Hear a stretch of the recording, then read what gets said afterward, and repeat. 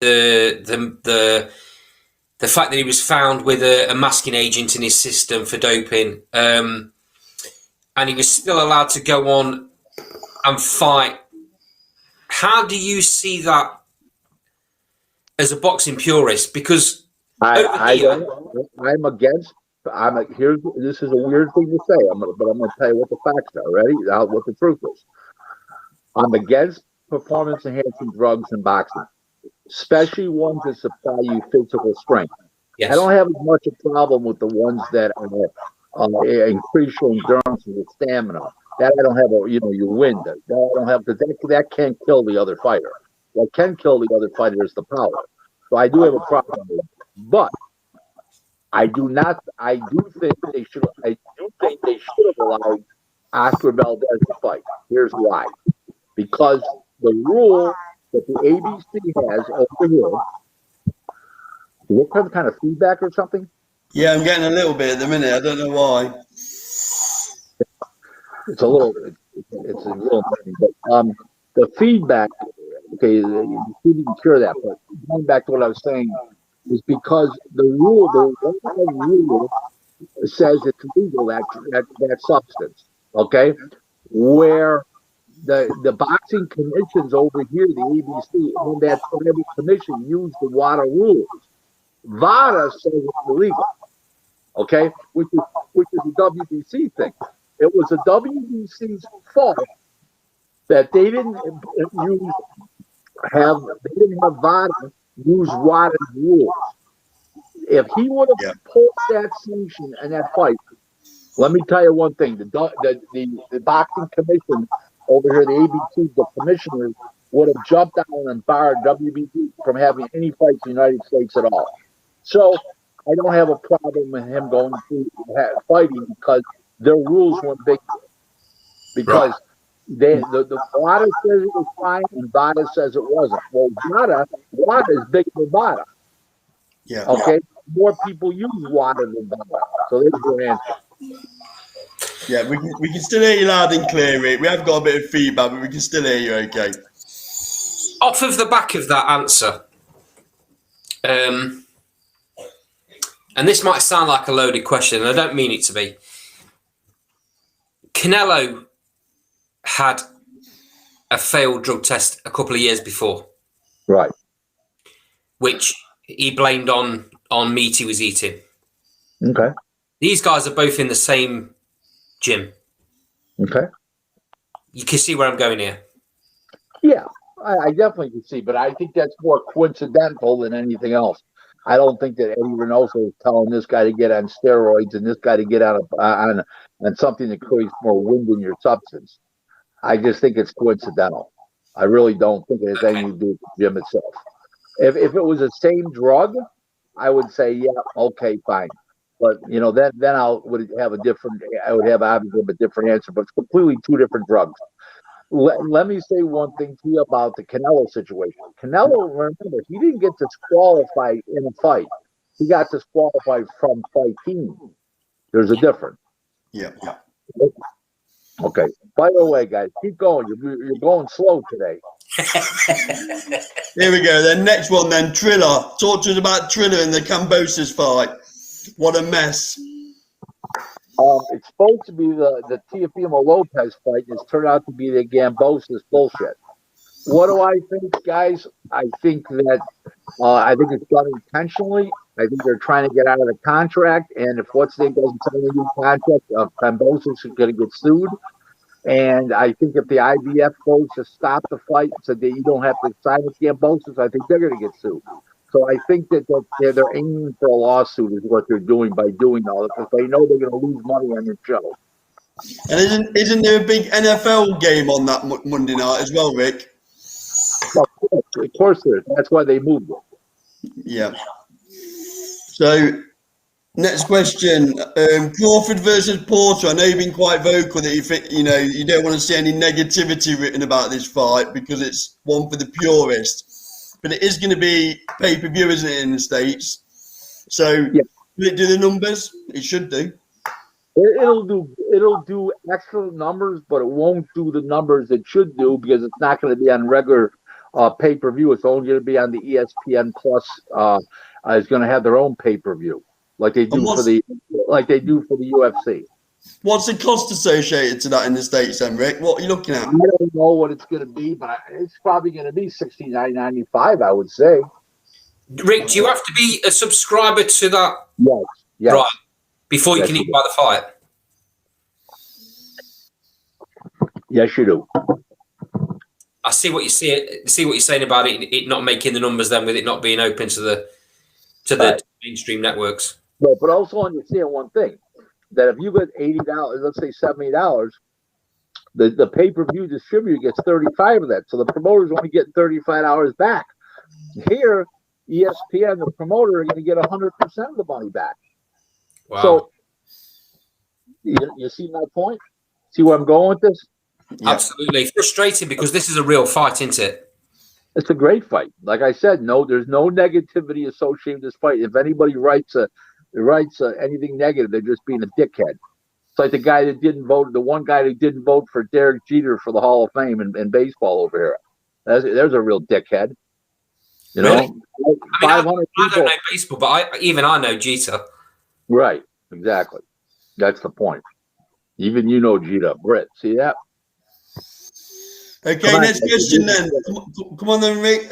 Top matchmaker in the UK, top matchmaker in the US. Well, U.S. is Brad Goodman from Top Rank. That's a no-brainer. He's been in the Hall of Fame ballot the last 2 years. He's a great matchmaker. He's made 58 world champions in his 15 years, 16 years now as a matchmaker at Top Rank. So I think that he'd be eons ahead of anybody else over here, and I know he is. Over there, it's a tie between Jason McCloy, which was Frank Warren's matchmaker, and his assistant, who replaced him, Steve Furness. I think it's very even. What's his name? Jason works for. I'm trying to think of his name now. The promoter over there too. Not Ennis, Hobson, someone like that. No, Dennis Hobson. Right, Dennis Hobson. Right, works for Dennis Hobson, and Steve Furness, who replaced him, and when Jason left to go to Hobson, I think they're tied for number one. Okay, Andy. So we got quite a few young subscribers to the channel. Obviously, focus on modern day boxing. So I wanted to take them back a little bit and get your knowledge on some older fighters. So I'm just going to throw some names at you, and I want you to give me your honest view on that fighter. Sugar Ray Robertson. Compared to a dishonest view? Sorry? Is that compared to a dishonest view? yeah, be preferable. You're an honest guy, Rick. I know you're going to tell it how it is. Yeah. Okay. Fire away. Sugar Ray Robinson. Number one all-time great fighter. I don't care who you're talking about. Number one all-time great fighter. Sugar Ray Robinson. That was going to be my second question. Do you put him up there? Because a lot of people do. Number one. Not even a contest. Joe Lewis. Number one all-time great heavyweight. Not even a question. You're not making it easy for me. I was hoping you was going to come up with some controversy from these two, to be quite honest. No, they're no-brainers. Even I got it. Okay. An older fighter from over here, Ken Buchanan. I hope his ball sack is healed by now. Truthfully, he was a great fighter. I would say he's a top 12 all-time great lightweight. But I think that as good as the fighters had become, as big as they came as lightweights after him, that he would have got beat by a lot of guys that were lightweights. Would have got mowed down by Julio Cesar Chavez, those type of fighters. Oscar De La Hoya when he was 135 pounds. But he's a top 12 all-time great lightweight. Tell me about Rocky Marciano.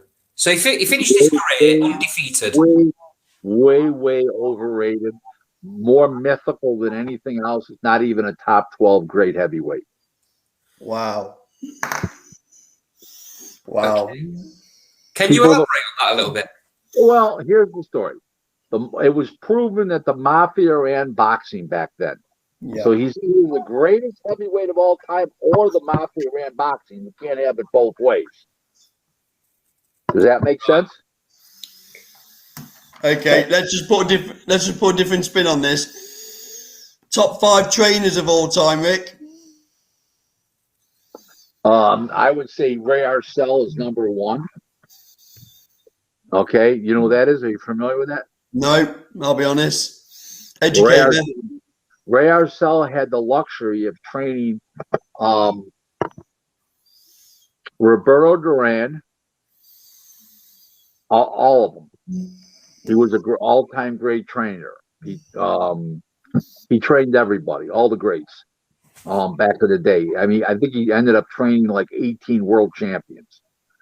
All time, most people think he's the all-time greatest trainer. Manuel Stewart said to me, he says, as long as Ray Arcel exists, I'm not the greatest trainer of all time. Wow. That's what he said. This is what makes Ray Arcel very unique. You want to hear it? Yeah. He never had gloves on in his entire life except winter gloves. He went to the gym because his friends asked him to go along, and he picked up boxing while watching. No way. True. Go read about him. Ray Arcel. He was a Jewish guy from New York City, a French Jew. Yep. Wow. Amazing guy. Great, all-time greatest trainer. Second best. So we said top 5, didn't we? So let's work our way down, Rick. Manuel Stewart's probably second best trainer of all time. I would say Johnny Lewis from Australia would probably be number 3. I would probably say Eddie Futch would be number 4. And I would probably say number 5. I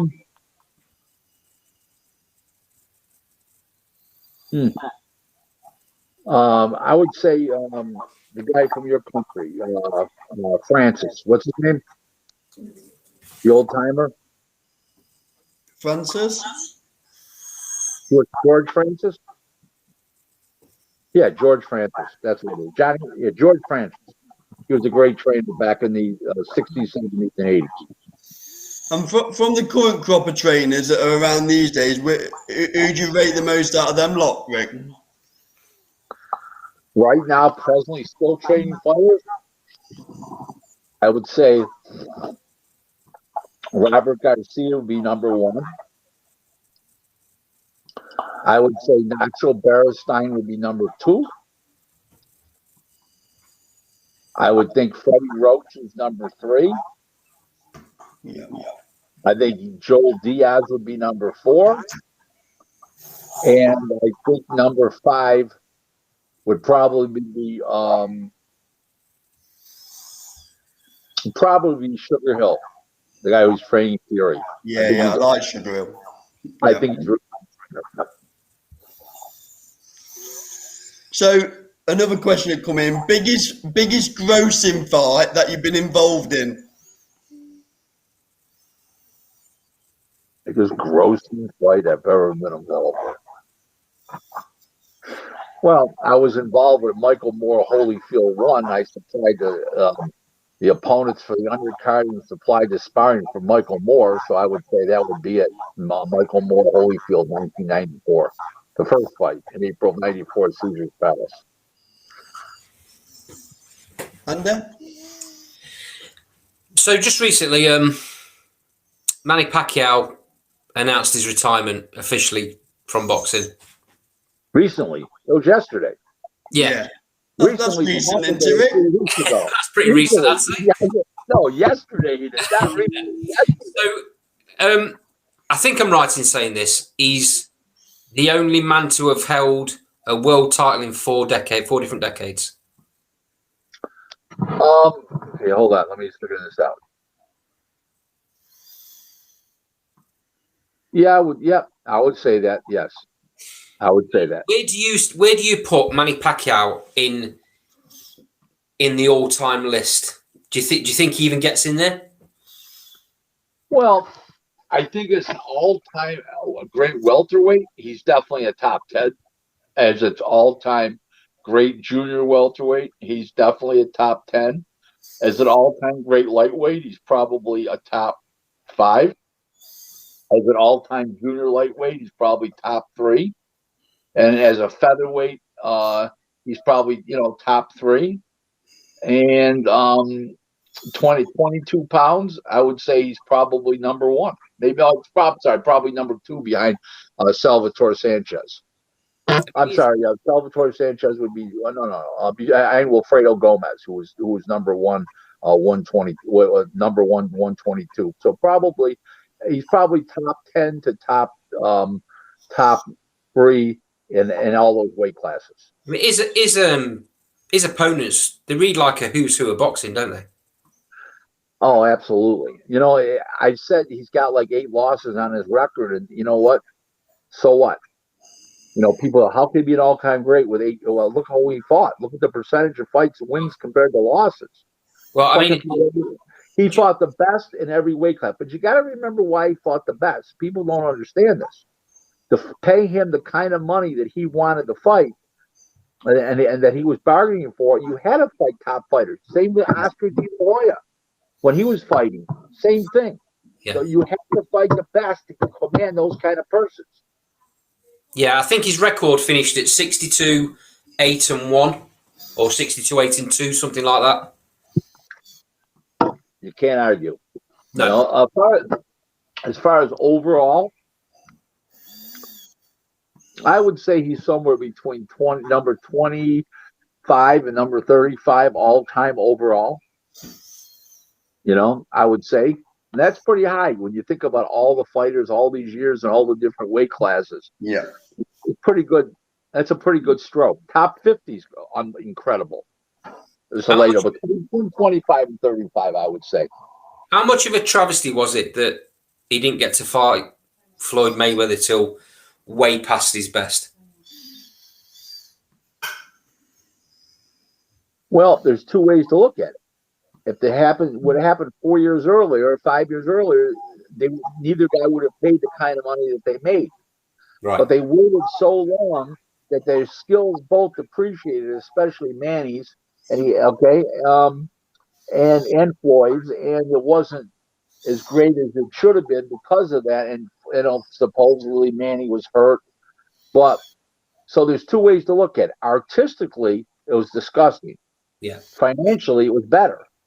So there's 2 ways to look at it. Depends on if you're looking at it from a financial aspect or an artistic standpoint.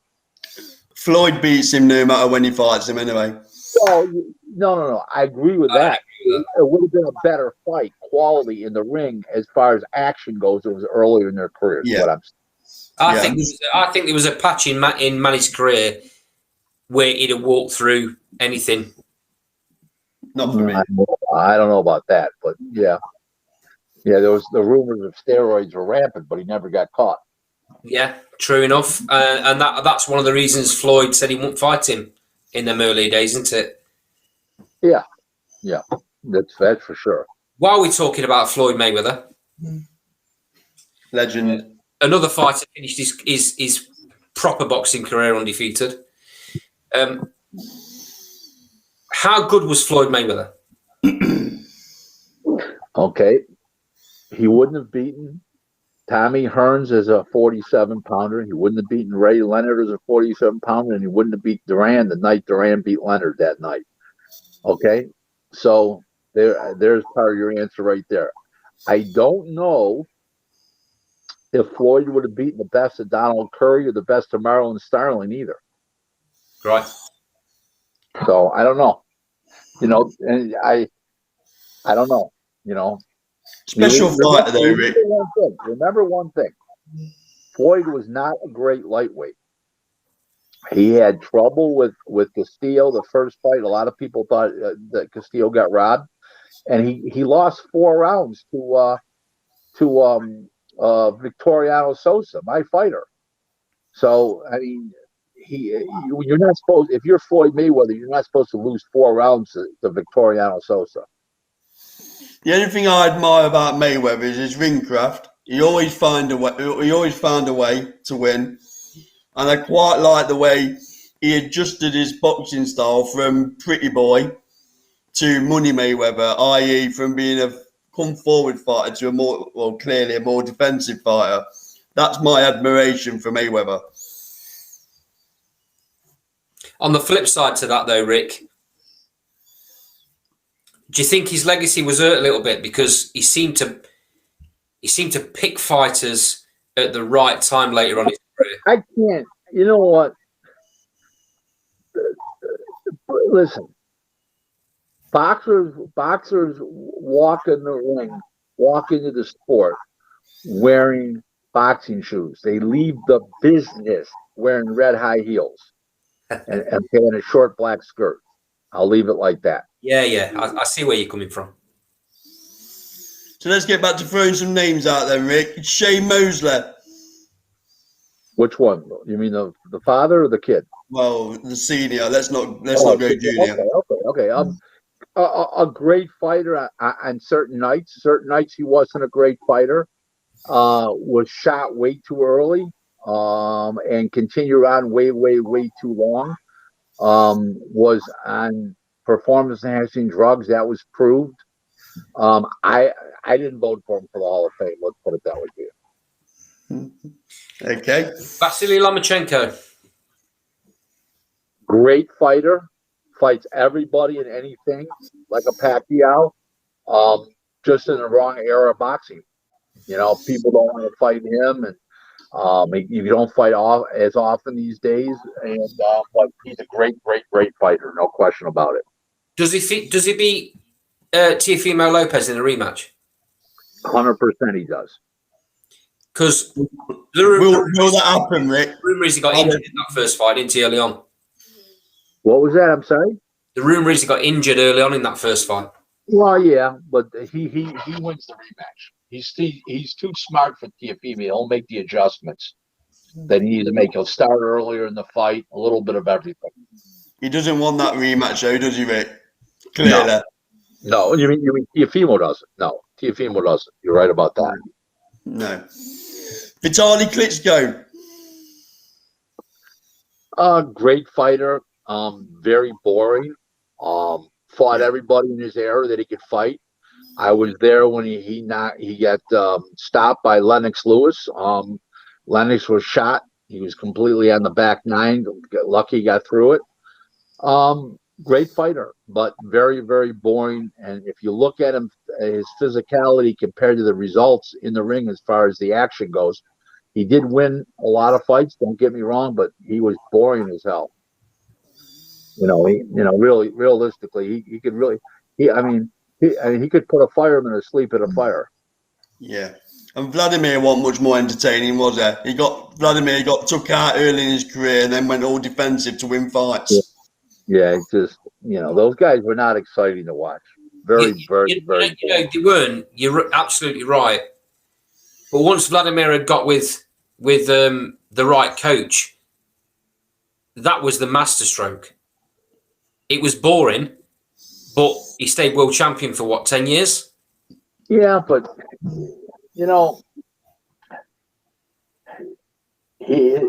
Vladimir and Vitaly they didn't fight really anybody. They didn't have anybody great to fight, so there was nothing to measure them up against. Vitaly had somebody great to fight in Lennox, and he got stopped. Yeah, I mean, I was there. I was ringside. I did the sponsor. I did the sparring partners for Lennox, and I did the sponsorship deals, the gaming and sites, the online casino sites. Did the sponsorship deal for the fight. And I was there ringside, and you know, I think that was the true fatality that night. And after that, it was save, hit and run, and he stunk places out. But he won. Yeah. I saw on Twitter Rick, that you made a moving tribute to Antonio Curtis. I just wondered if you wanted to go on record, because obviously you mentioned he was a great matchmaker. So I just wondered if you had any stories in tribute to Antonio. Two funny stories about him. So he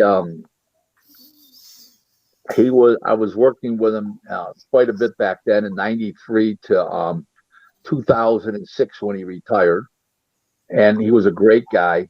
Had nothing but respect for the guy.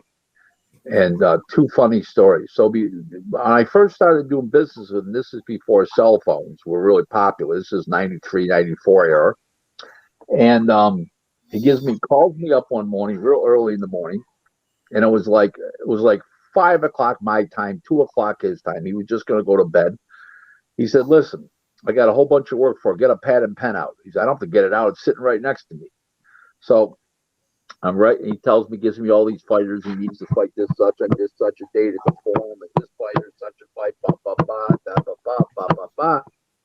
And I says, "Tony, what time you want me to call you back? Don't call me. Just get the guys. I'm going to the horse races. I'm going to the races all day today and tomorrow." And he said, "I'm going to horse races all day. Don't bother me with this shit. Just get it done. Come back." And he said, we'll get the contracts out tomorrow. But I got somebody from out of town. We're going to go to the horse races. So, you couldn't get a hold of anybody those days. And he said, "You're at the races. We're gone for the day." So I called him back late at night that night. And it was about, I don't know, 9 o'clock, 10 o'clock his time, 12 o'clock, 1 o'clock my time. I says, "Tony," he says, "before you breathe the next word, did you get them all done?" I says, "Yes, I got them all done." He says, "Good." He says, "Continue." I told him what the fighters were, how much. He said to me, "Okay, I'll get contracts out to you in the morning." There were fax machines, and this is before email. I get the fax. I get the what do you call it? And I get one of the guys changed the figure from 7,500 to 17,500. It's all in the contract, right? So I called up Tony, and I got to the contract back. I said, "Tony, there's a problem with the one contract." He said, "What is it?" He said, "The guy put 17,500 instead of 7,500. He put a 1 in front of the 7. Ba, ba, ba, ba, ba, ba. I explained it to him. He says, "Rick, go get me somebody else." I said, "Okay, fine."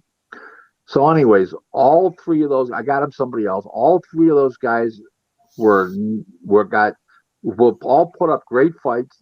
The house fighters won. They all lost, which they were supposed to, but they were all great fights. He calls me up. Remember what year this is? 1993, 94. He says, "Rick, they were sensational fights. The crowd went crazy." He says, "I'm sending you an extra $1,000. I thought I saw God right then and there. Remember what year? It doesn't a lot there. Yes, a lot of money. I was just starting out an extra $1,000. Remember, not what he owed me, an extra $1,000. I thought I saw God. So I said to Tony, I says, "Tony, I think I just saw God."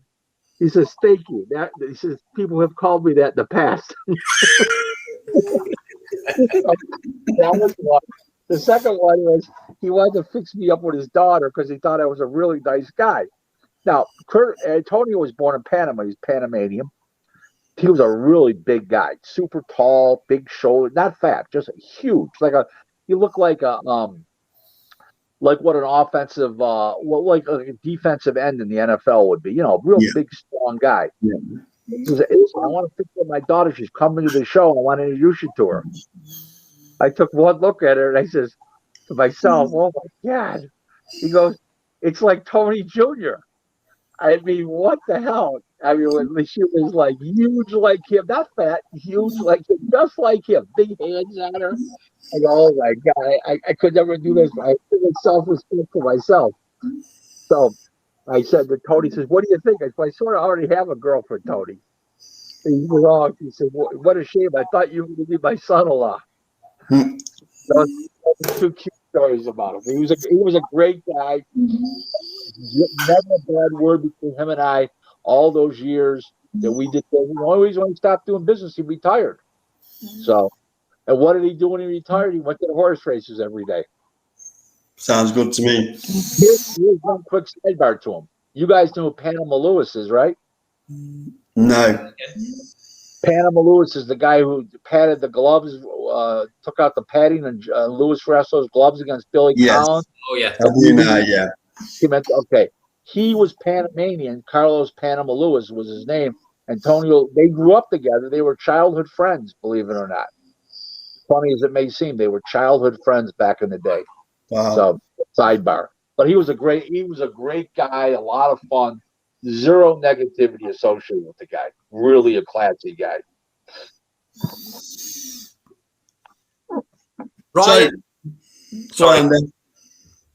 Ryan Garcia versus Jojo Diaz.